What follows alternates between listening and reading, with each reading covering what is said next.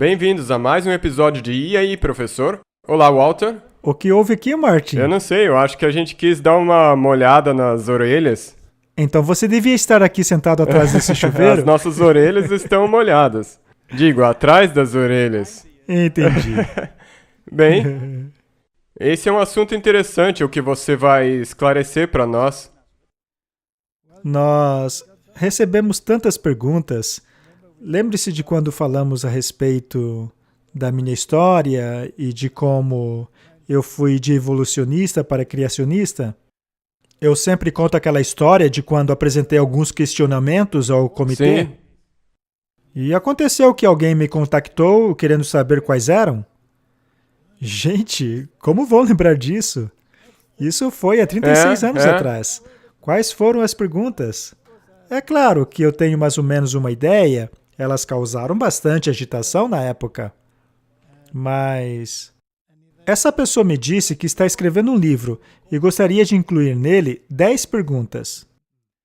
Isso me forçou a sentar e pensar. Qual foram exatamente aquelas perguntas? Eu não posso garantir que serão exatamente as mesmas, mas são mais ou menos aquelas. É basicamente sobre o aspecto genético. Eu lembrei boa parte. Então eu acho que é fiel bastante ao que aconteceu naquele dia. Bem, em qualquer caso, essas 10 questões que você tem agora ainda são suficientes para refutar toda... Bem, eu não diria que nós vamos causar um tsunami aqui, mas acho que elas farão as pessoas pensarem. O objetivo é esse, não é? Eu acho que é importante, porque, sabe de uma coisa? Onde é que começa? Se a narrativa da criação for tirada de cena, então para que querer estudar o resto da Bíblia? O resto seria obsoleto. Nós continuamente dizemos que as 3 mensagens angélicas têm que ser proclamadas. E uma das primeiras coisas na mensagem dos 3 anjos é a adoração ao Deus Criador. Exatamente, isso é importante. Então vamos pedir a Deus que nos guie. Vamos orar. Nosso Pai Celeste, nós te agradecemos pela oportunidade de poder conversar sobre essa sua maravilhosa criação. Nós pedimos que tu ilumine nossas mentes, ilumine nossas palavras e a todos que estão nos assistindo e nos ouvindo. Em nome de Jesus, amém. O argumento que aparece o tempo todo nesses dias é o de que temos que seguir a ciência. Sim. E o que diz a ciência? Bom, você sabe todos esses nomes, todas essas coisas vêm à mente. Bem, temos que seguir a ciência. Então as igrejas pulam nesse barco e dizem, temos que seguir a ciência. Isso é triste, até as igrejas. Então, na verdade, eles estão colocando a ciência acima de Deus. Porque às vezes, ou muitas vezes, Deus diz uma coisa e a ciência diz outra. Eles dizem que se baseiam em artigos revisados. E isso me faz pensar, quantos milhares de artigos existem nessas revistas científicas a respeito da evolução? Então, se nós temos que seguir a ciência, temos que jogar fora a Bíblia, já que é assim, não é? Mesmo em relação a outras coisas, quão frequentemente a ciência tem se mostrado exatamente o oposto da realidade. Viu só? É essa ciência aí que a Bíblia chama de chamada ciência. Falsamente chamada. Falsamente chamada. Muito bem, então vamos tentar analisar esses 10 pontos. Pode levar algum tempo? Talvez nem tanto assim. Vamos ver. Nós vamos falar sobre criação. Eu acho que muitas pessoas conseguem ver que essa foto foi tirada pelo Henry Stolber. Sim, isso também faz parte daquele filme sobre a criação e aqueles documentários publicados. Sim, e agora está no E aí, professor, com outro cenário. Foi mal, Henry. Por hora eu tomei o seu lugar nesse lado aqui. Está tudo bem. Vamos falar então sobre criação. Então a Bíblia fala sobre o início, no princípio. E você sabe, Martin, que esse é o X da questão. Se essa história na Bíblia está errada, então qual é o sentido da cruz? Não tem nenhum sentido. Porque a evolução diz que a morte foi o meio pelo qual as coisas melhoraram. Por meio da seleção natural, da sobrevivência do mais forte em detrimento do mais fraco. Então, a morte teria sido o elemento que levou a toda essa variedade que temos hoje. Mas a Bíblia diz claramente que a morte foi o resultado do pecado, e o pecado só foi cometido por uma criatura moral no fim do relato da criação.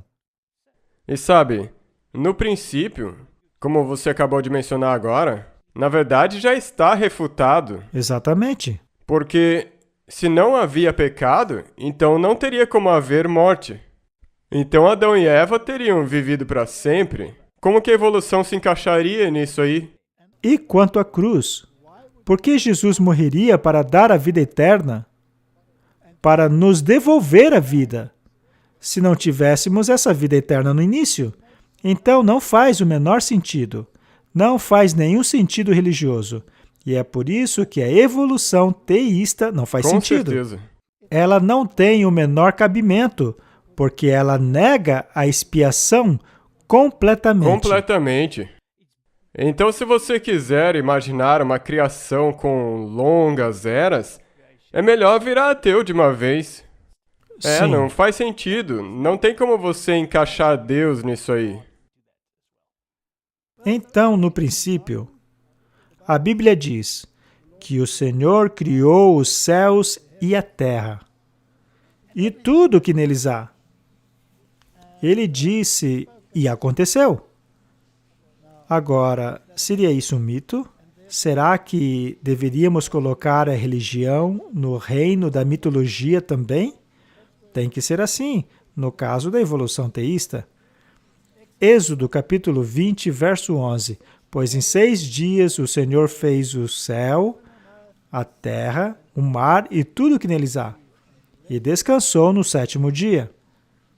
Isso se encontra ao final do 4º mandamento. Então, o 4º mandamento é essencial. Não há nenhum outro mandamento que pode interligar todas essas coisas. Se a fé é a substância daquilo que se espera, a evidência daquilo que não se vê, veja, eu não estava lá quando foi feito.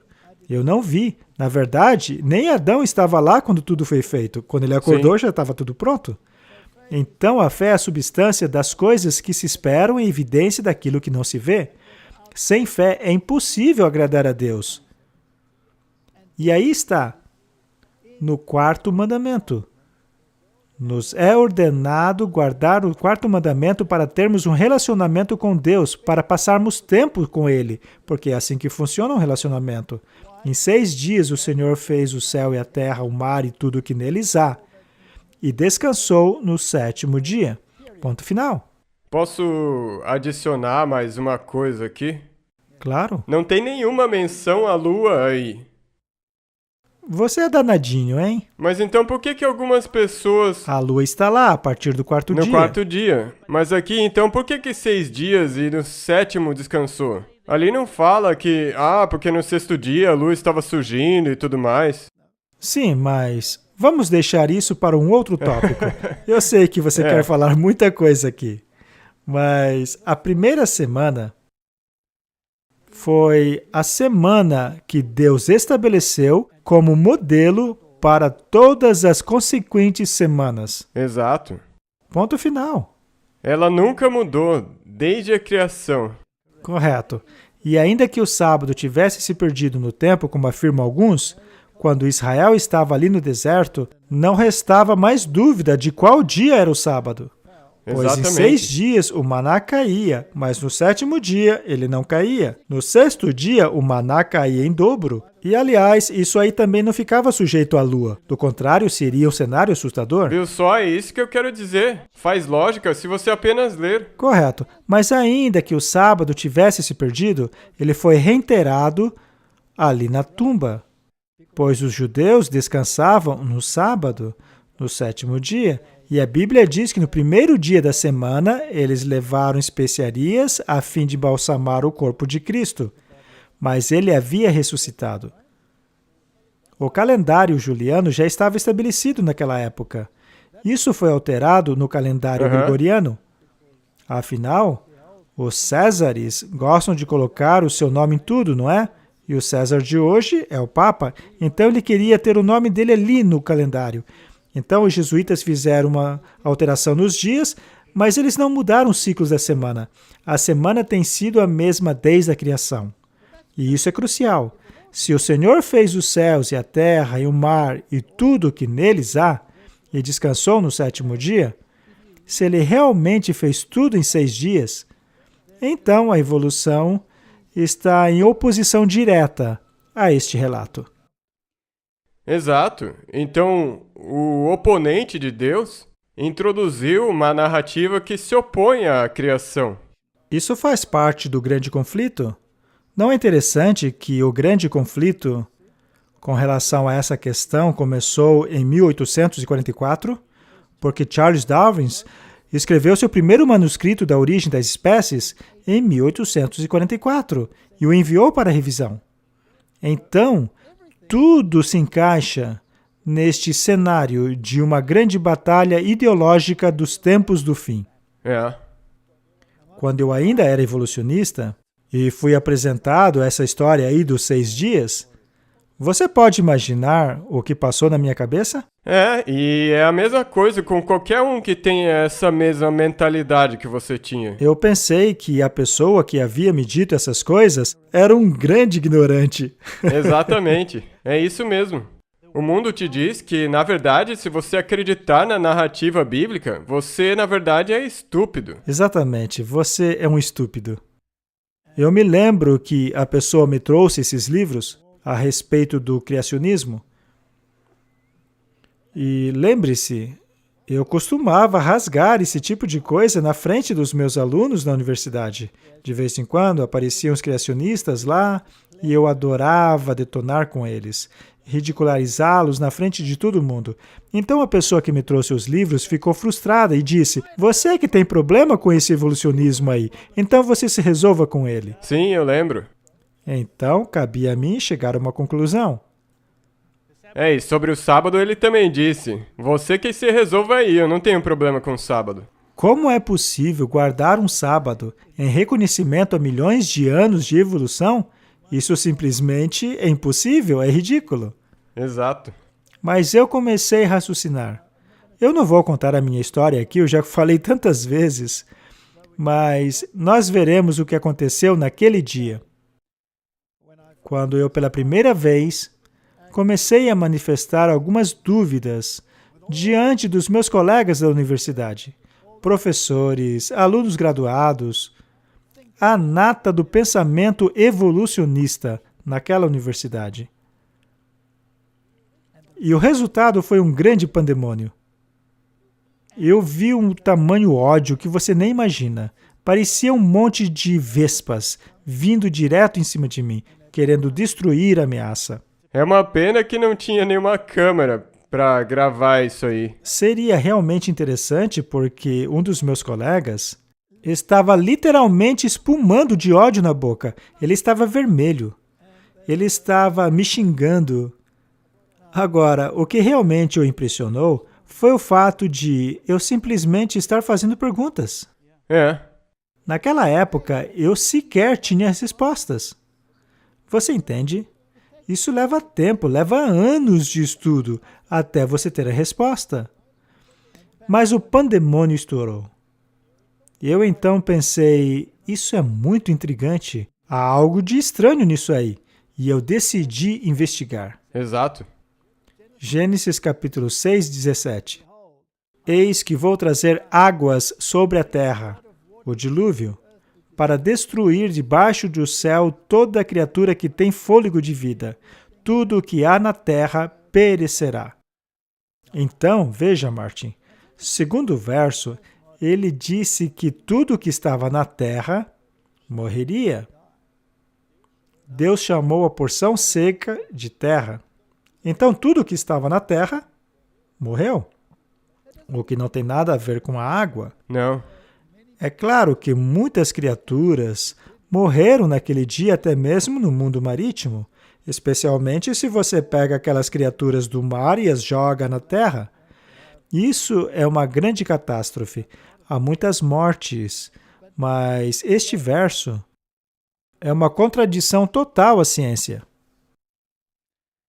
Porque a ciência não admite uma destruição universal, pois nesse caso a evolução teria que começar de novo.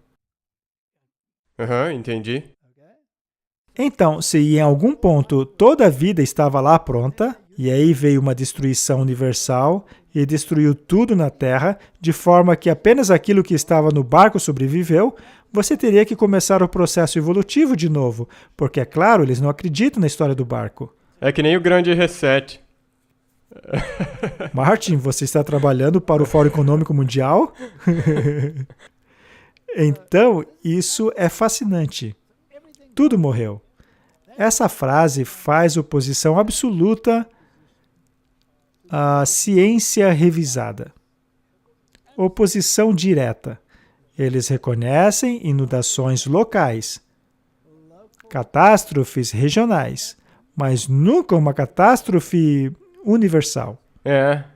Não falaremos sobre esse assunto em grandes detalhes. Se as pessoas querem estudar mais, elas podem assistir a toda a série sobre criação que fizemos. Hoje o foco são as 10 questões e queremos salientar alguns pontos específicos. E será que eles podem ler também aquele livro que você escreveu, O Conflito do Gênesis? Sim, o livro está disponível em nosso servidor para download. Eles podem baixar do nosso servidor. 10 pontos para ponderação. Vamos passar pelos 10 pontos. Ponto número 1. Se a evolução da vida começou com baixa diversidade e a diversidade aumentou ao longo do tempo, então por que o registro fóssil mostra alta diversidade no passado e menor diversidade com o passar do tempo? Isso é uma maneira de dizer que as coisas parecem estar de cabeça para baixo. Muito bem. Por que a evolução da vida começaria com baixa diversidade? Bem, porque se a evolução é um fato, e em algum lugar, por muita sorte, a vida evoluiu, isso teria acontecido em um lugar específico. Sim, exatamente. E a partir dali, após milhões de anos, a diversidade foi aumentando. É claro, se o cenário comporta água. Então é fundamental que tenha se começado com pouca diversidade e ela foi aumentando com o tempo. E por que isso? Porque hoje temos muita diversidade. Então teríamos vindo de uma coisinha para várias outras. Ora, isso deveria estar no registro fóssil? Porque essa é a teoria. É isso que a evolução diz que teria que ter acontecido. O problema é que vemos o oposto disso. O registro fóssil mostra uma enorme diversidade no passado e uma menor diversidade hoje. Isso é o oposto daquilo que deveríamos esperar. E por quê? Por que isso? Porque a diversidade é muito maior no passado do que hoje. Por exemplo, uma categoria inteira de animais, por exemplo, a dos répteis com características de mamíferos, uma categoria enorme de animais desapareceu. Só está ali no registro fóssil. E isso é muito interessante. Eu não vou entrar em detalhes para não polemizar, mas se você pegar os vertebrados hoje, aí você tem os vertebrados marinhos, você tem os peixes, e depois vieram os híbridos, que eles chamam de anfíbios, depois os répteis e depois os mamíferos. E tem essa categoria de répteis com características de mamíferos, mas eles deixaram de existir. Então, naturalmente, cada categoria tem uma grande diversidade que não existe hoje. Então, essa diversidade tem diminuído. Assim, a pergunta é: por que a sequência está invertida? A próxima pergunta é: se a evolução da necessidade deveria progredir de criaturas pequenas para criaturas grandes ao longo do tempo, por que o registro fóssil mostra o contrário? Não é interessante? Sim, é claro. Muito bem. Existia um cientista cujo nome era Carroll. E ele basicamente criou a lei de Carroll, Aham. que diz que a evolução sempre progride do pequeno para o grande. Aham. Naturalmente, se você tem a chance de desenvolver a vida em uma pequena poça de lama, essa criatura seria unicelular, pequena. É. Não se espera que dentro de uma poça de lama surja um elefante. Exato. É muito grande. Então, você vai do pequeno, do unicelular, para o multicelular, e aí para a criaturas com diferentes camadas em seus corpos, e eventualmente você chega ao que existe hoje. Isso faz sentido de acordo com a lógica deles. Então, originalmente tinha uma célula, depois uma bola de célula, e houve uma profusão nela, que eventualmente se tornou um intestino que ficava por dentro da criatura, depois desenvolveu-se uma espinha Ok. e os vertebrados. E isso levou milhões e milhões de anos, até que finalmente surgiu essa pequena criatura do tamanho do Mickey. Talvez com os sapatinhos rosa também, quem sabe? E então essa criatura se desenvolveu maior e maior até chegar nos animais de hoje. Então, o porquê disso? Por que é que não vemos no registro fóssil, nas camadas mais antigas, apenas criaturas pequenas, caminhando para criaturas grandes? Por que não? Por que é que nas camadas mais antigas do registro fóssil, tudo era gigante em comparação a hoje? Na verdade, o que vemos é uma progressão para o tamanho menor. Por que isso? É mesmo, não é evolução. Como você sempre diz, é desevolução. É involução. Muito bem. Tem um site no qual um artista tentou capturar isso de uma maneira realista, de acordo, é claro, com o que a ciência diz, apenas para mostrar o tamanho da diferença. A página está aqui embaixo, é boardpanda.com, e vemos lá 37 comparações de tamanho de animais ancestrais pré-históricos e seus parentes modernos correspondentes. É uma entrevista por Roman Nuchitel, e eu peguei algumas das imagens do site deles, apenas para fins educacionais, apenas para mostrar o que a ciência diz a respeito dessa diferença de tamanhos. É claro, não vou mostrar todos, apenas alguns. Vamos dar uma olhada. Veja a comparação de uma preguiça. Veja o tamanho da preguiça pré-histórica, gigante. Logo aqui embaixo, essa coisa pequenininha é a preguiça atual. Ela é muito menor? Um pouquinho. Ela é muito menor. Quando você encontra um fóssil de uma preguiça gigante, você fica surpreso, você se pergunta, que mundo era esse? E você pode pegar qualquer coisa, veja o mundo do inseto, por exemplo. As libélulas tinham asas gigantes. Se entrassem aqui, elas não passariam aqui no meio. Eu prefiro nem saber o tamanho que as aranhas tinham. As baratas eram desse tamanho. Nem me fale das aranhas, porque... As aranhas te achariam um belo petisco, Martin. Muito bem. Esse meu amigo aqui tem aracnofobia. Só um pouquinho. Muito bem, então essa é a diferença de tamanho. Agora, o interessante é que você poderia imaginar criaturas desse tipo, desse tamanho gigantesco, como sendo muito pré-históricas, como pertencendo à era dos dinossauros. Eu nem vou falar dos dinossauros, mas imaginem esse animal na era dos dinossauros, milhões e milhões e milhões de anos atrás. Agora, o interessante é que eles encontraram pele intactas de preguiças gigantes nas cavernas da América do Sul. Ainda estavam intactas. Eu sei. Os fazendeiros até enfeitavam suas casas com elas. Mas, ora, quantos milhões de anos essas coisas podem estar no passado se a pele delas ainda está intacta? É impossível, mesmo que tivesse sido congelada. Porque mesmo de acordo com a narrativa deles, não teria como ter permanecido igual por milhões de anos. Exato. Agora veja o Wombat. Esse é o fóssil ou pré-histórico.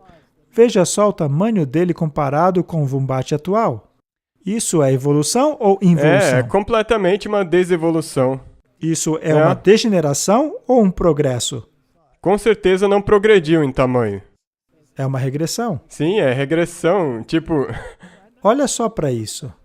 Isso é apenas o reino animal. Quando a Bíblia fala sobre gigantes É, e fala sobre quão grande eram suas camas, as pessoas dizem, é. isso é conto de fadas.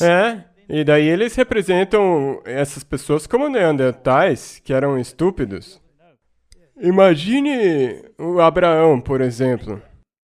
Ele ainda tinha quase a estatura de um anjo. Até o tempo de Abraão. Mas, Martin, isso é fascinante. Talvez a história da Bíblia não seja tão ridícula. Vamos dar uma olhada em um outro. O leão. Esse aqui é o leão pré-histórico. O dobro do tamanho do atual. O dobro. Se você visse um leão desse tamanho, você iria ficar apavorado. Veja então o orangotango. Esse é o tamanho do orangotango pré-histórico. Se você visse um desse, você não diria que é gigante? Sim. Comparado ao atual? Sim. Você diria que é um gigante. Então, não apenas o mundo animal deteriorou, mas a humanidade deteriorou.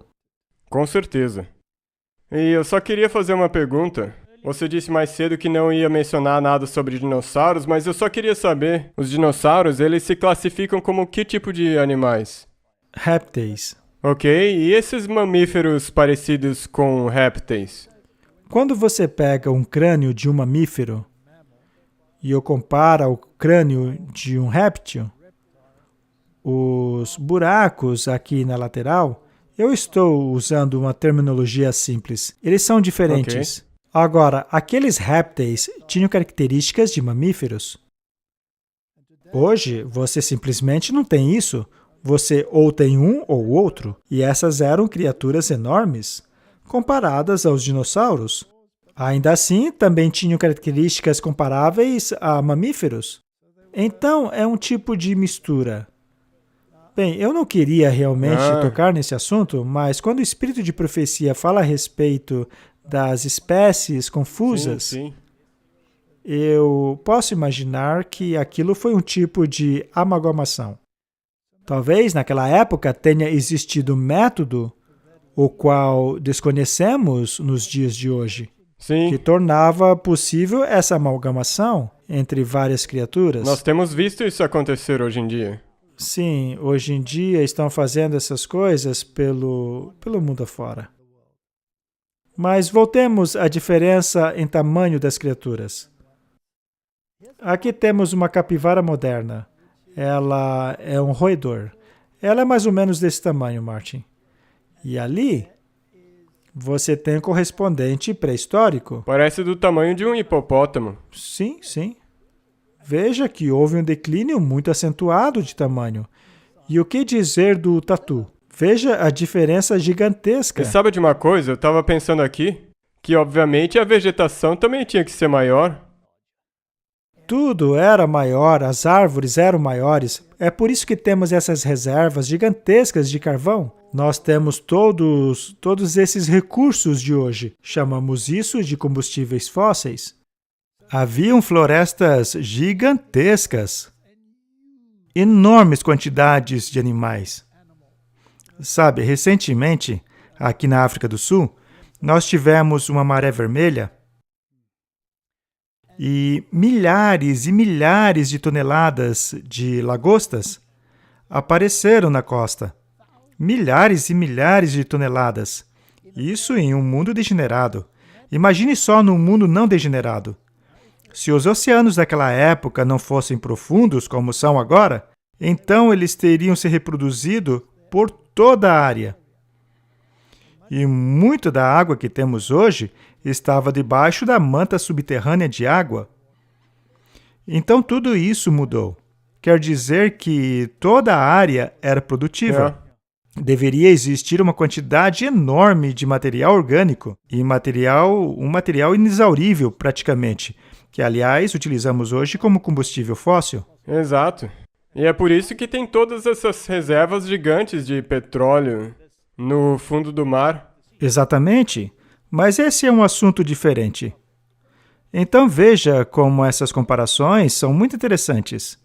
Temos aqui um cavalo moderno comparado a um cavalo pré-histórico. Um tubarão branco moderno comparado com um tubarão fóssil. Veja só o grande tubarão branco. Parece um brinquedo perto do antigo. É, o Megalodon. Sim. Então isso nos revela que algo drástico mudou. Martin, isso aí está alinhado com a teoria da evolução ou alinhado com a Bíblia? 100% de acordo com a Bíblia. Se a evolução fosse verdade, hoje a gente teria animais maiores ainda. Sim, seria o contrário. Muito bem, veja só o bisão. Todos ficam impressionados com o tamanho do bisão hoje em dia, mas veja só o tamanho dele comparado com o antigo, o pré-histórico. Ou veja o crocodilo. Veja o tamanho do crocodilo adulto comparado com o crocodilo daquela época, com aquele encontrado no registro fóssil. Uma característica dos répteis, Martin, é que eles continuam a crescer através de toda a sua vida. Os mamíferos parecem que têm um ponto em que eles param de crescer. Eles crescem até esse ponto e param. Mas os répteis continuam a crescer. Bom. Então, se você tem um dinossauro que sai de um ovo desse tamanho, significa que ele saiu de um ovo do tamanho de uma galinha. Agora, esse dinossauro do tamanho de uma galinha começa a crescer ao longo dos anos e não para de crescer. Agora, pega esse crocodilo aqui, encontrado no registro fóssil. Por que ele é tão grande? Primeiramente, porque o ambiente daquela época era perfeito. Sim. Provavelmente ele tinha uma dieta diferente também, baseada em plantas. Eu recomendo às pessoas assistirem a minha palestra Da Criação à Restauração. As pessoas podem procurar no link. Bem, ele não pararia de crescer. E se as condições fossem as mesmas, ele provavelmente estaria muito maior do que o de hoje. E os dinossauros, naturalmente, continuariam a crescer até não caber mais nessa sala. Portanto, se você tinha que levá-los para a arca, você pegaria um adulto ou um jovem? Um pequeno. Não haveria problema. Então isso torna mais fácil de entender que a narrativa da arca, ela é verdade. Existem muitos sites falando sobre a arca e como os animais entraram nela. O site Answers in Genesis tem coisas muito boas lá. Vale a pena dar uma olhada. Veja por si próprio. Bem, a evolução diz que os dinossauros, os répteis, se tornaram aves. Quanto de verdade que tem nisso? Bem, esse debate é fascinante. Eles baseiam isso em alguns registros fósseis, onde você encontra impressões de supostas penas. Mas muitos cientistas de alto calibre, como os curadores do Instituto Smithsonian, por exemplo, ridicularizam essa ideia, dizendo que não há evidências de que os pássaros tenham evoluído dos dinossauros. Toda a estrutura deles é diferente. A cauda de um dinossauro, por exemplo, é uma estrutura massiva. Ela não existe em um pássaro. Sem falar da estrutura óssea, que é completamente diferente, pois a estrutura óssea de um pássaro é leve, contém cavidades dentro, e ainda assim é muito resistente. Leve. É bem leve. Toda a fisiologia é diferente. Os répteis têm pulmões do tipo saco, como o nosso, enquanto os pássaros têm um pulmão de outro tipo. O pulmão do pássaro é projetado para absorver oxigênio na entrada e na saída. Existe uma interação entre o sangue e o fluxo de ar, e é por isso que os pássaros podem voar em altitudes tão grandes. Nós precisamos utilizar tanques de oxigênio no topo do Everest. Enquanto isso, os patos iam voar quen por cima da sua cabeça. E você se pergunta como eles fazem isso? É porque o sistema deles é eficiente? Então, a fisiologia, a anatomia dos dois grupos é diferente. A estrutura do pé é diferente. Como um poderia ter evoluído a partir do outro? Isso é muito improvável. Ok, mas há algumas perguntas que as pessoas têm. Os dinossauros, quando que foi que eles viveram? Bem, eles foram extintos. Existem mitologias de seres humanos coexistindo com dinossauros. Pegue as pedras Incas, por exemplo. Existem desenhos naquelas pedras, lá da América do Sul, na qual você tem humanos e dinossauros juntos. Existem histórias de dinossauros nas selvas africanas. Se você mostrar algumas tribos indígenas lá da África o desenho de um urso, por exemplo, eles não sabem o que é aquilo. Mas se você mostrar uma figura de um dinossauro, eles sabem. E o que dizer sobre o mito dos dragões? Se você ler alguns desses mitos, alguns deles são puramente relatos históricos do que aconteceu. Eles descrevem dinossauros. Então, os dinossauros existiram. Seus restos podem ser encontrados hoje, em algumas áreas. Eles provavelmente foram extintos através da caça. Por exemplo, pegue o leão. Se você estudar os afrescos assírios, você verá figuras de caça a leões e as pessoas dizem, ora, não há leões aqui? Só porque hoje não tem. Porque não há leões lá hoje e porque eles foram extintos. Bem, se você for ver o rinoceronte negro na África ficou muito perto de ser extinto completamente. Se isso tivesse acontecido em algumas centenas de anos, você poderia olhar para um fóssil dele e dizer que é de milhões de anos atrás. Correto. Muito bem, então vimos as primeiras duas perguntas, que são a respeito dessa sequência inversa que vemos. A realidade bate com a criação ou com a evolução? Vamos dar uma olhada em outras perguntas. Pergunta número 3. A seleção natural trabalha eliminando as variantes mais fracas. Sendo assim, como pode o mecanismo que trabalha por meio da subtração criar mais diversidades? Esta é uma pergunta bastante carregada. Entendi. Porque se você pega 2 indivíduos e o submete à pressão do ambiente, e um deles é mais preparado do que o outro para sobreviver naquela circunstância específica. Então, o mais adaptado sobrevive e o outro entra em extinção. Isso é subtração. Começa-se com 2 e termina-se com 1. Ora, como um mecanismo que trabalha com subtração resultaria em multiplicação? Exato. Seria necessário duplicar isso em milhares de áreas. Mas a vida não funciona desse jeito. Se com muita sorte você tem uma evolução em um lugar, você teria que supor que aquele golpe de sorte acontecesse em outros milhares de lugares para se ter a diversidade de hoje. Então, este é um ponto muito interessante. Como pode o mecanismo de subtração resultar na multiplicação? Não pode ser uma teoria muito lógica? Vamos voltar a este ponto mais tarde. Outra pergunta que surge é: por que os grandes filos do bioma aparecem todos simultaneamente no registro fóssil, nos registros fósseis mais antigos? Por exemplo, o da explosão cambriana, quando eles, na verdade, deveriam ter evoluído sequencialmente. Pare para pensar. A evolução nos diz que a vida evoluiu e, então, ao longo de milhões de anos, ela se modificou. Bem, um filo é uma enorme categoria de animais. Ok. E existem apenas um número limitado de filos no planeta. E esses filos são divididos em subcategorias. Por exemplo, você pertence aos mamíferos. Você é um mamífero. Mas você pertence ao filo Chordata, que não apenas inclui tudo que tem uma espinha dorsal, como nós, como um peixe que tenha uma espinha dorsal, um réptil, um sapo, todos eles pertencem à Chordata.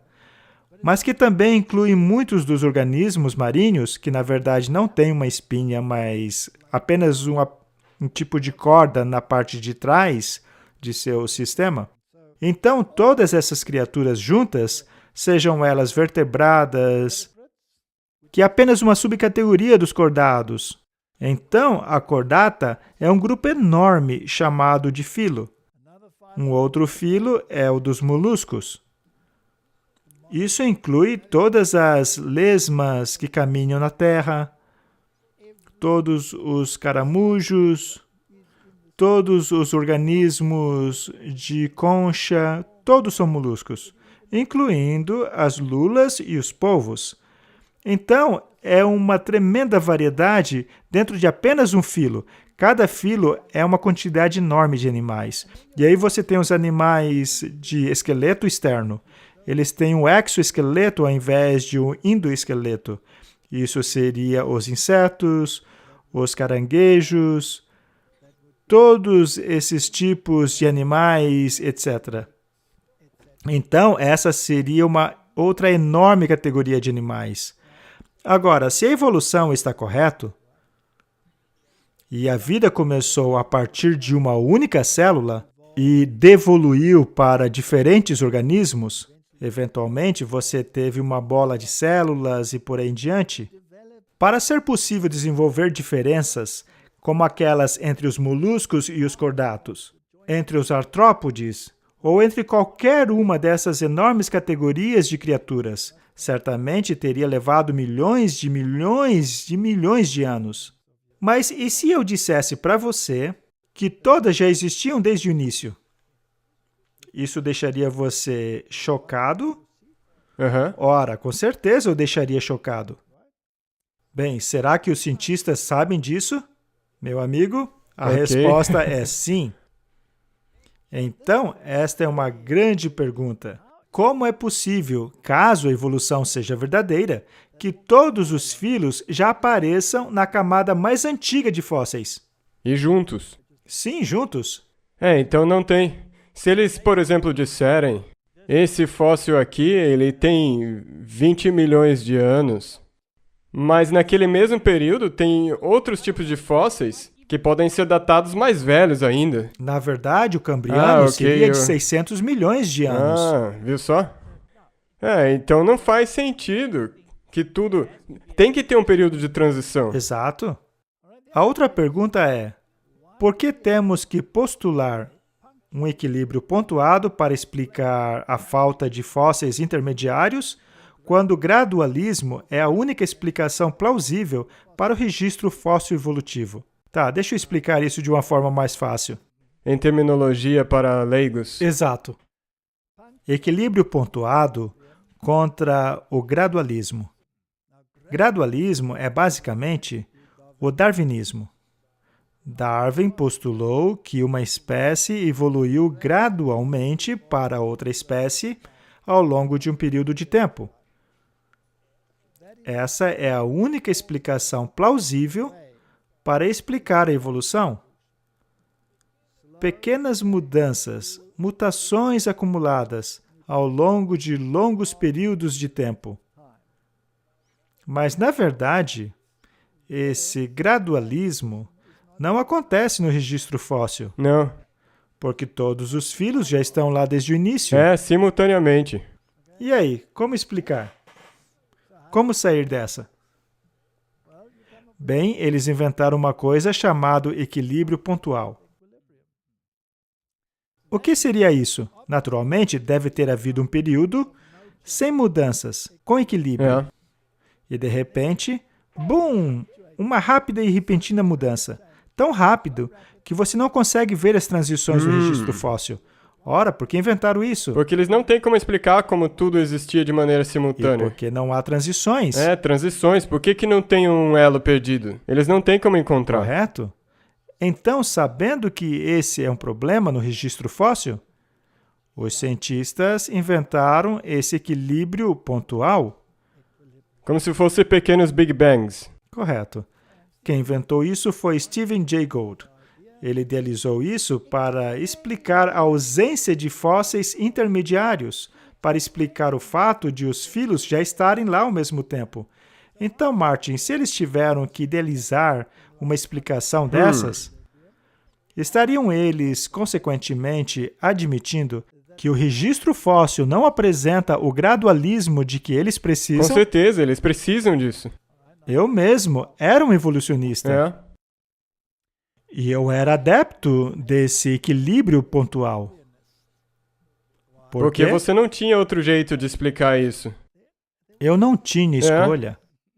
Se eu quisesse continuar um evolucionista, eu tinha que aceitar a ideia do equilíbrio pontual. Ok, então esses equilibristas pontuados.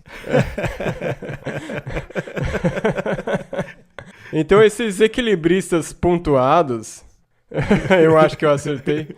Ok, eles também acreditam que os seres humanos foram criados dessa maneira? Com equilíbrio pontuado? De repente, eles apareceram, mas os intermediários... Porque eles não conseguem achar o elo perdido. Exato, não existe. Então, este é o ponto, Martin. Mas eu tenho uma outra pergunta para você. O equilíbrio pontual está lá porque tudo já está no registro fóssil. Agora, qual seria a diferença inerente entre o equilíbrio pontual e a criação? Não tem diferença.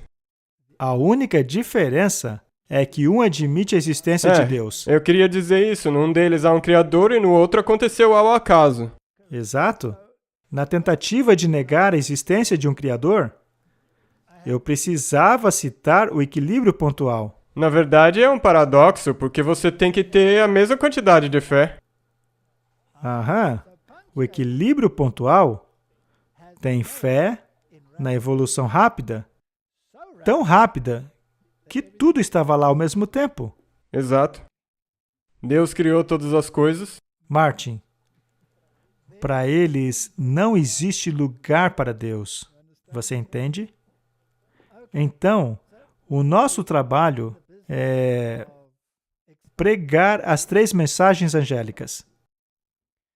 As 3 mensagens angélicas, a mensagem do primeiro anjo é sobre adoração. Adore aquele que fez.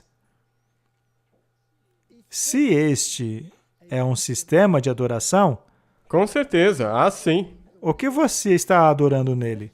Você está adorando o poder inerente da natureza de produzir o milagre, que é a existência de todas as criaturas ao mesmo tempo. Então você substitui Deus, o Criador, pela Mãe Terra? Eles trocam Jeová pela Mãe Terra, ou pela natureza. Na verdade, se você aceita o equilíbrio pontual, você é um adorador de Gaia. Você simplesmente não adota esse nome. E essa é a mais lógica das crenças evolucionistas que você pode ter. Porque a evolução não pode ser explicada de maneira gradualista. Sim, porque não está no registro fóssil. E o próprio Darwin admitiu Ele admitiu. que essa é a falha de sua teoria. E para contornar essa falha, você tem o equilíbrio pontual. Então, é isso aí. Vamos para outras perguntas. Se a seleção natural trabalha em nível do fenotipo e não no nível do genotipo, então como os genes, a mitose e a meiose, com seus complexos e precisos mecanismos de transferência de genes, evoluiu? Teria que ser por pura sorte? Muito bem. Deixa eu Sim, por explicar favor. um pouco melhor. Eu não tenho imagens, mas vou tentar explicar. Com certeza, essa foi uma das perguntas que fiz. Porque a evolução da necessidade tem que trabalhar com aquilo que está fisicamente presente. A sobrevivência do mais adaptável. Os 2 indivíduos que você está comparando, um indivíduo que não está tão adaptado e um outro que está, eles têm que estar existindo. Exato, não pode estar faltando um. Sim. Se eles estão fisicamente ali, a pergunta óbvia é: como passaram a existir? Você entende? Sim. Vamos explicar ainda mais. Então, o fenotipo é o que está fisicamente presente. Aquilo que você pode ver. Bem, se eu tivesse que explicar o seu fenotipo, eu faria a descrição daquilo que você é. Mas porque eu sou bonzinho, não vou descrever você. Porque com certeza vai ter algo que ver com o meu cabelo. Provavelmente. Se você tivesse que descrever o meu fenotipo, você diria que eu pareço um palito de dente, não é? É melhor a gente deixar isso quieto. Mas a verdade é que eu sou maior que você. Agora, porque eu sou mais velho, provavelmente não posso ganhar de você numa corrida. Mas antigamente, eu provavelmente poderia correr mais rápido que você, porque as minhas pernas são mais longas. Exato. Então, numa situação de fuga, nas selvas africanas, eu seria mais rápido que você. Exato, então eu Você seria a minha refeição. Sim. Teria sido sobrevivência do mais apto. Você teria sido mais apto e eu não teria sobrevivido. Mas o que determina o jeito que você é? Os meus genes. Aham. Os seus genes determinam o seu fenotipo. Mas os genes são informações utilizadas para fazer o seu fenotipo. Mas a evolução não faz nada com o seu genotipo. Ela pode apenas testar o que tá já aqui. está aí, a capacidade daquilo que já existe. Será que você corre mais rápido que eu? Essa é a pergunta. Isso você tem também como ver através do fenótipo. Muito bem. No que se refere à pressão seletiva, seja lá o que for, por exemplo, mudança climática, que agora dizem estar se tornando mais quente. Sim. Então você tem uma criatura que está passando mais calor por causa de pelo e outro tem um pelo mais curto. Essa é uma diferença fenótica.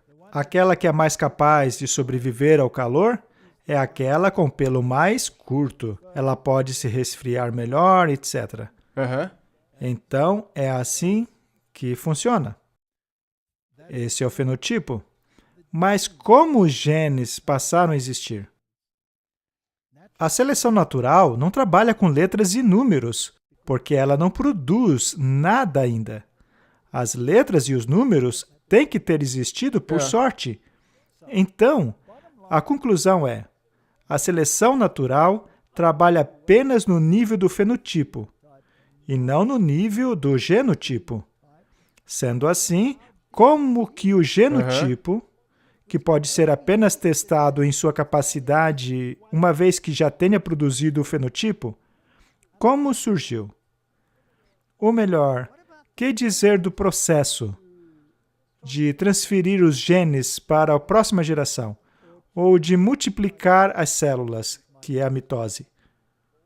Ou o processo de transferir isso para a próxima geração por meio da meiose? Com todos os seus complexos mecanismos de transferência de gene, como isso passou a existir? Como você disse, por acaso. Pelo acaso. Então, precisa ser por puro acaso que alguma coisa calhou de funcionar e produziu o fenotipo viável. Apenas um gene nunca poderia transformá-lo em um fenotipo viável. Para isso, seria necessário milhões de genes. Exato. Então, veja como essa teoria precisa de fé. Exatamente, é isso que eu queria dizer. Isso é uma religião. Você tem que ter fé para acreditar que foi por acaso. Correto? Vamos lá. Pergunta número 7. O processo de cruzamento durante a meiose é quando os genes transferem a informação. Mas antes, essa informação precisa produzir uma prole para ser testada. Mas a seleção natural só passa a atuar quando já existe algo pronto. Quando já está pronto, Agora estamos falando de números. Então, como esse mecanismo extremamente sofisticado, que exige absoluta precisão, como ele passou a existir? Como poderia a seleção natural gerar esse mecanismo se ela opera somente a nível de fenótipo? Segundo eles, pela sorte. Ou seja, estamos falando de fé aqui. É por isso que eu disse, tem que ter fé. Quando aquela discussão chegou neste ponto, uma das estudantes levantou-se e disse: então você está dizendo que isso tudo não passa de uma religião e que fui enganada quando me levaram a abandonar a minha religião? Esse comentário fez a ira explodir naquela reunião. E só um parênteses aqui. Você sabe se por acaso essa estudante voltou para a fé? Na verdade, aquela estudante era e claro, eu não sabia naquela ocasião, mas ela era uma adventista. Uau! E muitos anos depois, eu recebi uma mensagem me dizendo que aquela estudante ficou sabendo que eu havia mudado a minha opinião sobre a evolução e ela mal podia acreditar. Eu acredito que ela acabou casando com um pastor. Uau! E eu então tive a chance de me desculpar por tudo. Uau, eu acho que tem pessoas do seu testemunho que, na verdade, apreciariam muito essa resposta. Sim? Pergunta 8. Como podemos explicar a evolução dos dois sexos? Com diferenças anatômicas compatíveis. Quando apenas o resultado da união, que aumenta a diversidade da prole, é sujeita à seleção, mas não à causa. Deixa eu explicar melhor. Para que haja a seleção natural, para que ela possa atuar, precisa haver variedade. Sim, Nós vimos que a seleção natural, na verdade, reduz a variedade. sim. Então, é um mecanismo que subtrai. Como se pode, então, dar à seleção natural a variedade de que ela tanto precisa? Você entende? Exato, então. Então, os evolucionistas têm uma explicação. Aham, ok. Eles dizem que o fato de haver transferência de genes entre o macho e a fêmea produz uma enorme variedade. Aham. E essa variedade precisa, então, ser colocada em fenotipos, diferentes proles. Então, se você tem filhos, eles não serão idênticos. Haverá variedades por causa dessa mudança de material genético, mas isso não explica como surgiram os dois sexos que produzem essa prole variável. Exato. Isso também não explica a absurda complexidade desse mecanismo que é exigido para se produzir a prole em dois sexos. São os dois juntos que podem produzir uma descendência. Exato. E também não explica por que existe uma diferença anatômica entre macho e fêmea para que se possa atingir isso. Para poder fazer isso, é. Também não explica como essas diferentes células se uniram para produzir uma variedade na prole por meio da união das células germinativas de macho e fêmea, que vai então unir essa informação genética e depois dividir tudo aquilo para a próxima geração e então produzir um fenotipo, que aí sim estaria sujeito à seleção natural. Eles dizem que tudo isso foi sorte. Se tudo for por acaso, exatamente. É impossível explicar isso de qualquer outro jeito. Pois é. Mas Deus diz que Ele criou macho e fêmea. Ponto. Exato. Mas dentro do cenário evolutivo, quem criou o macho e a fêmea? O acaso. Isso não exige fé? É claro, tem que ser, porque você não tem como provar isso. Então é uma É religião. uma religião. É a única coisa que consegue explicar de onde veio a variedade necessária para alimentar essa besta voraz chamada seleção natural. E não é triste que essa é a narrativa que o mundo inteiro tem sido ensinado? Mas se você parar para pensar e entender que Deus criou o macho e a fêmea, o que acontece automaticamente com o pensamento da lacração? Exato. Do outro lado, você pode imaginar o que você quer ser. Pois é, mas vamos parar por aí. Não é parte do assunto de hoje. Então, existem outros problemas com o cenário evolutivo. Primeiro, você tem que postular a origem da matéria, porque somos seres físicos, certo? É. Eles apenas aceitam o fato de que tudo já estava aí. Mas eu não vim de um Big Bang. Nós vamos falar sobre isso. Mas então você tem que postular a origem da matéria, de onde ela veio. Então a questão não gira somente em torno da evolução de uma espécie de animal para outra espécie. Isso transcende todas as ciências. Agora, quanto aos artigos revisados, precisa haver no mundo para cobrir todos esses aspectos? Milhões. E são todas teorias. E hoje estudamos a matéria negra, porque precisamos postular que ela está lá. ainda que ela seja invisível, não é? Então, qual teria sido a origem da matéria e a origem do código genético? Isso exige ocorrências gigantescas de sorte, para que, por acaso, tudo acontecesse exatamente como deveria. Isso provê a matéria para tudo aquilo que compõe a vida física. Isso provê a variedade genética. O código genético ajuntou a matéria para poder formar algo que exista. E eles também têm que explicar a complexidade irredutível. A complexidade irredutível significa que essas coisas todas não poderiam ter evoluído ao longo do tempo, pois são mecanismos tão complexos que só funcionam se já estão montados. Na mesma hora. Tudo já precisa estar pronto para poder funcionar. Já vamos ver um exemplo. Na complexidade irredutível, se você tirar um componentezinho, por exemplo, o meu relógio, se eu tirar uma engrenagemzinha e jogar fora, o relógio inteiro não funciona, já que ele precisa daquela pequena engrenagem. Mas ele precisa de todas as outras peças juntas também. Se eu remover qualquer outra, também não funciona. Meu relógio é irredutivelmente complexo. Tudo que está dentro dele precisa estar lá. Tem que estar aí. Então, como é possível que todos esses mecanismos complexos tenham evoluído? Eu não posso criar esse relógio de maneira progressiva. Não dá para eu colocar um parafusinho aqui, e depois um outro parafusinho, e uma engrenagemzinha, e aos poucos ir juntando todas as peças no relógio. Como o mecanismo será montado se não há ninguém para montar? Exatamente, todas essas peças soltas, cada uma em um canto, não tem como juntar. O problema é que eles não aceitam a existência de um montador. Então eles têm que inventar algo para explicar isso. Não há espaço para um criador. Não há espaço para um ser divino, é o que eles dizem. A ironia é que os evolucionistas aceitam a complexidade irredutível sem a presença de um criador.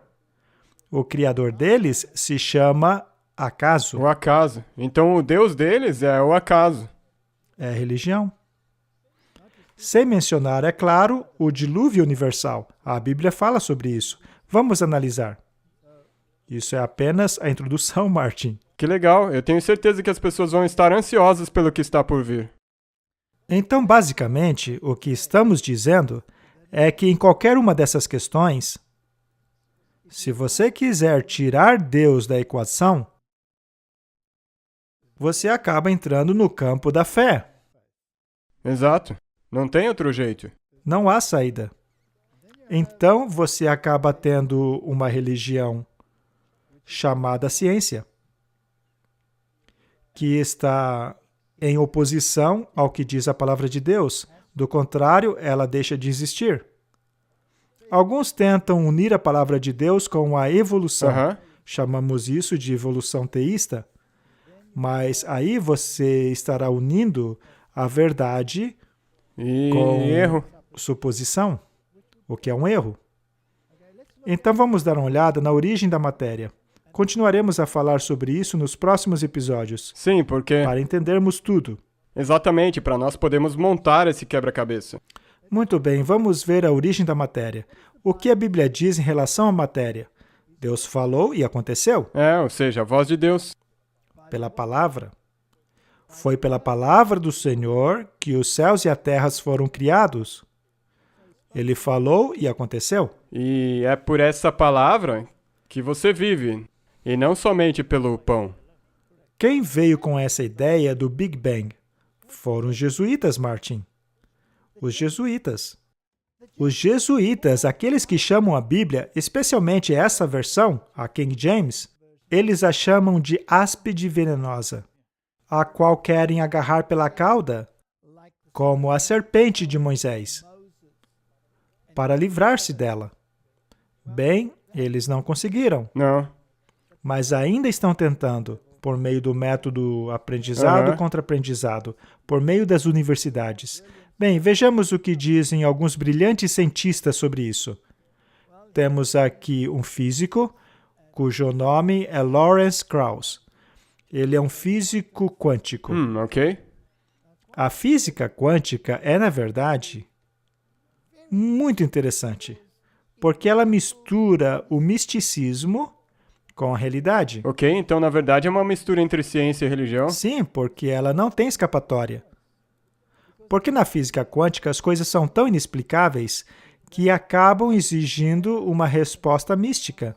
E eles deram um nome para isso que soa bem inteligente? Sim. Vamos ler um artigo postado por ele em 2010. Ele explica o que para eles é a base da origem de tudo. Como conseguir alguma coisa, neste caso o universo inteiro, a partir do nada. Isso me soa conhecido. Sim. Deus criou tudo a partir do nada. E a física quântica apresenta a mesma solução. Quando marchamos para trás, ao longo da linha do tempo, chegamos ao ponto a partir do qual tudo começou, o ponto que a ciência moderna chama de Big Bang. Os jesuítas criaram essa frase. Os cientistas têm uma maravilhosa noção. Soa bastante científico, não é, Martin? Eu tenho certeza que há milhares de artigos revisados para substanciar o que ele está dizendo. Os cientistas têm uma noção maravilhosa do que aconteceu em um bilionésimo de segundo depois do Big Bang. Mas isso levanta a questão: o que havia antes do Big Bang? Eles têm uma maravilhosa noção do que aconteceu em um bilionésimo de segundo depois do Big Bang. Mas antes dele a gente tem que ter fé. Vamos ver o que ele diz. Esse físico, Lawrence Krauss, demonstra que a resposta é nada. E que debaixo de nossa compreensão atual de física, e contrariando a lógica tradicional, não é apenas provável que tenhamos algo a partir do nada, mas é absolutamente inevitável. É isso que diz a ciência moderna. Tudo surgiu a partir do nada. E nós temos uma maravilhosa noção do que aconteceu no bilionésimo de segundo após o nada ter explodido. Ou seja, tudo. Tudo que você vê hoje, tudo que estudamos, tudo que explicamos, a teoria da evolução, como acabamos de mostrar, tudo isso nós sabemos como se parece hoje. Mas o que existia antes de tudo existir? Nada. Nada. Eu lhe pergunto, Martin, você é uma pessoa que não é desta área. Você estudou para ser um escriturário? Para categorizar livros, coisas assim. Se você tivesse que categorizar o que aconteceu no bilionésimo de segundo depois que o nada explodiu, o que você concluiria que existia antes do nada explodir? Nada. Nada. Certo? Exatamente. Mas na verdade é que temos tudo hoje. Então a sua categorização só começaria depois que tudo explodiu. A conta disso daí não fecha. Então nada explodiu e criou tudo. Isso não é fé? É claro. De quanta fé você precisa para acreditar que é inevitável que o nada explodiu e criou tudo? Você tem que ter 100% de fé nisso. Muito bem. E o que isso aí exclui? Deus. Deus. Sempre voltamos para o mesmo ponto, toda vez. Isso quer dizer, Martin, que as nebulosas do universo, infestadas de estrelas, vieram do nada. Todo esse nada expandiu-se para tudo. Em uma explosão, tudo expande a partir de um ponto central. É por isso que eles dizem que o universo está se expandindo, porque ele explodiu. E de acordo com eles, em um certo ponto, ele vai retrair por causa do que eles chamam de gravidade. E vai implodir. Correto. Temos aqui um grande problema. As forças da gravidade nunca serão capazes de reunir tudo ao seu ponto original, muito menos colapsar. Então, como temos coisas como as estrelas? Se o nada explodiu, deveríamos ter um monte de nada. Mas, na verdade, elas não têm um nada, elas têm prótons, que é a menor partícula do átomo de hidrogênio. Elas têm prótons e eles não dizem de onde os prótons vieram. Ao quebrá-los, vemos que consistem de quarks. E existem 3 quarks. E eles só podem existir em 3. Se você tira um, se você remove um, repentinamente surge um terceiro novamente. E de onde ele vem? Do nada. O quark separado repentinamente terá outros 2 estrelados a eles. Eles nunca existem sozinhos, eles estão sempre em 3. Então, tudo de repente surgiu a existência a partir do nada, porque é necessário que haja alguma coisa. Bem, isso me faz pensar numa outra coisa. Isso aí de que eles só podem existir num grupo de 3. Sim, mas não vamos chegar até aí. Vamos acabar polemizando demais. Você é controverso, Martin. Mas a ideia de que tudo coalesceu em estrelas, eles percebem que não pode ser assim. Porque se você estoura um balão de gás e o gás se dissipa, qual é a probabilidade de esse gás voltar para o balão? 0. Mas eles têm que postular isso. Mas ele também tem que colapsar em si mesmo e criar uma estrela. E tem que haver fusão nuclear dentro da estrela para que, a partir apenas de gases e prótons, eles possam se pressionar e assim fazer todos os átomos necessários para a vida. Mas aí eles têm que sair para o ambiente, então aquela estrela terá que explodir como uma supernova. Para criar todo um outro material necessário para a vida. E uma vez que o necessário para tal tenha acumulado, ele coalesce para, eventualmente, termos o planeta Terra. E aí você precisa ter as condições certas para que a vida evolua dentro desse planeta, porque eles têm que explicar como a explosão do nada resultou em tudo, incluindo você. Não é uma religião? Eu acho que é uma religião pesada. Mas é uma religião. Então, essa teoria do Big Bang... E veja só, isso aí é só para explicar a matéria. Você ainda tem que transformar a matéria, que veio do nada, em algo, para que haja então um processo evolutivo, para que esse crie um filósofo que possa pensar como a explosão do nada criou tudo. E o mundo está cheio de filósofos. Exato. Que chamam isso de ciência. Exato, e o mundo inteiro foi ensinado isso aí. Se eu me lembrar corretamente, eu acho que tem alguém que mencionou que houve um Big Bang, mas foi quando Deus falou. Você está certo. Deus falou e houve um Big Bang. E todas as coisas surgiram, ainda sem forma, mas então Deus as organizou. E apenas o fato de Deus as ter organizado é contrário às leis da termodinâmica, porque a termodinâmica diz que tudo deteriora de um sistema de ordem para desordem. É uma lei constante. E a evolução, por natureza, viola essa lei. Então, dentro dessa lei, eles criam bolsões de ordem, a fim de contornar essa lei. Martin, este é um assunto bastante profundo. Eu posso ver isso. Podemos continuar falando disso para sempre. Acho que deveríamos fazer uma pausa agora e então voltarmos para analisarmos o outro lado da história. Eu acho que vai ser ótimo. Tem muita coisa desse episódio aqui que as pessoas podem ir e estudar por conta própria. E no próximo nós vamos continuar. Vamos continuar. Você pode orar para a gente, por favor? Oremos.